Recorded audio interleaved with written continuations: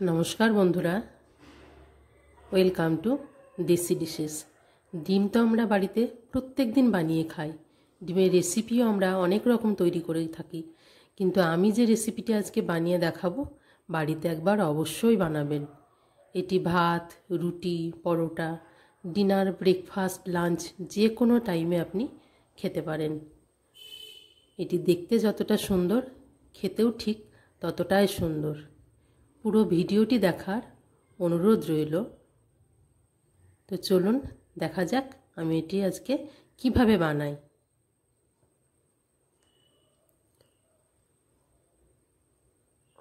খুব ঝটপট রেসিপিটি তৈরি হয়ে যাবে, বিশেষ কিছু মশলা কিন্তু এখানে প্রয়োজন নেই।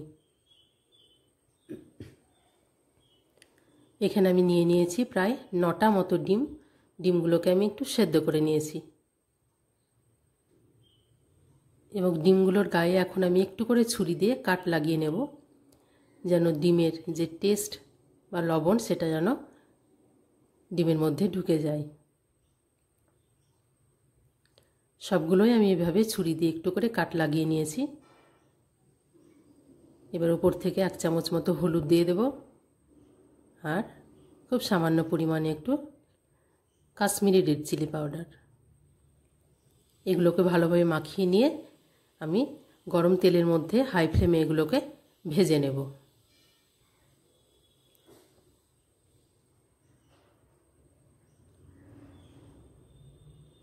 এদিকে প্রথমে আমি একটা মশলা তৈরি করে নেব। এখানে নিয়ে নিয়েছি আমি 8 থেকে 9 কোয়া রসুন এবং এখানে নিয়ে নিয়েছি আমি 2টো টমেটো কুচি, 1 চামচ আদা বাটা। আদাটা আমার আগে থেকে বাটা ছিল, তাই আমি বাটাই দিয়েছি। আপনাদের কাছে বাটা না থাকলে গোটা দিয়ে একসঙ্গে মিক্সিতে পেস্ট করে নেবেন।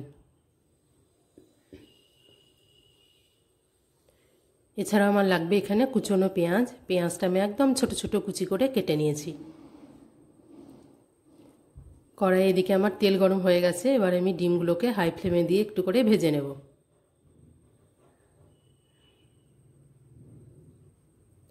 খুব লাল করে ভাজার দরকার নেই।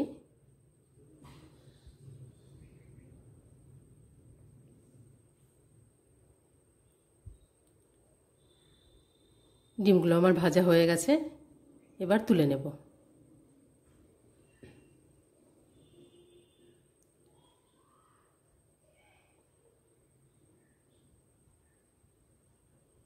ওই ডিম ভাজা তেলের মধ্যে আমি দিয়ে দেবো এখানে 2টো তেজপাতা, শুকনো লঙ্কা এবং জিরে ফোড়ন।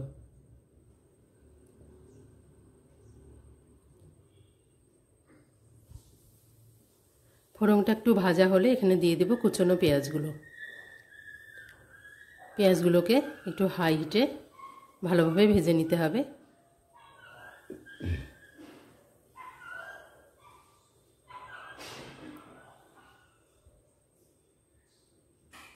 দেখুন পেঁয়াজটা প্রায় ভাজা হয়ে গেছে।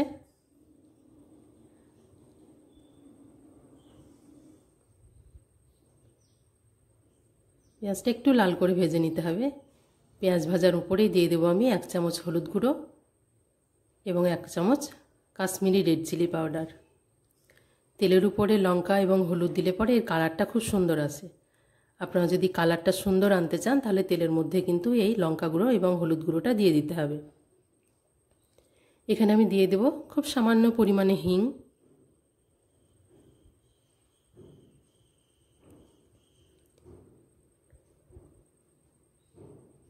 এবার দিয়ে দেবো বেটে রাখা যে টমেটো, রসুন এবং আদার যে আমি পেস্ট তৈরি করে রেখেছিলাম সেই পেস্টটা।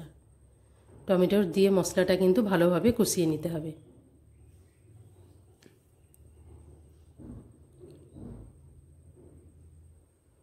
এখানে আমি দিয়ে দেব ধনে গুঁড়ো 2 চামচ মতো এবং 1 চামচ দিয়ে দেব এটা আমি চিকেন মশলা।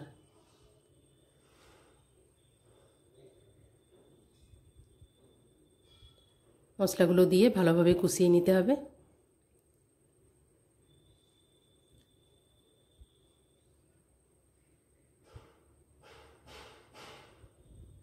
দিয়ে দেব পরিমাণ মতো লবণ এবং খুব সামান্য পরিমাণে চিনি।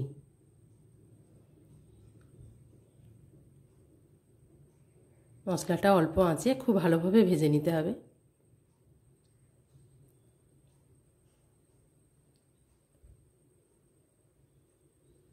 দিয়ে দেবো এখানে খুব অল্প পরিমাণে গরম মশলা গুঁড়ো।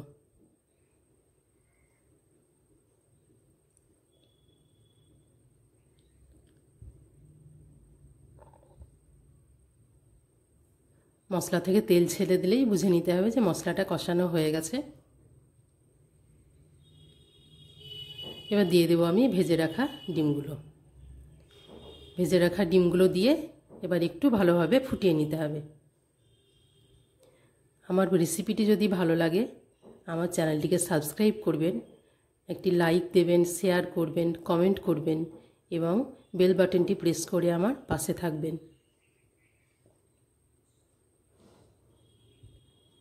এখানে দিয়ে দেবো আমি হাফ কাপ মতো জল। আপনারা যদি গ্রেভিটা একটু বেশি বানাতে চান তাহলে জলের পরিমাণটা একটু বাড়িয়ে নেবেন। এভাবে 1 মিনিট মতো ফুটিয়ে নিলেই আমার রান্নাটা কমপ্লিট হয়ে যাবে। আপনারা চাইলে ওপর থেকে ধনেপাতা বা কসুরি মেথি ছড়িয়ে দিতে পারেন। আমার কাছে ধনেপাতা নেই তাই আমি দিতে পারিনি। আমি গ্যাসটি অফ করে দিয়ে এবার 5 মিনিটের জন্য ঢাকা রেখে এবার এটিকে সার্ভ করে দিয়েছি।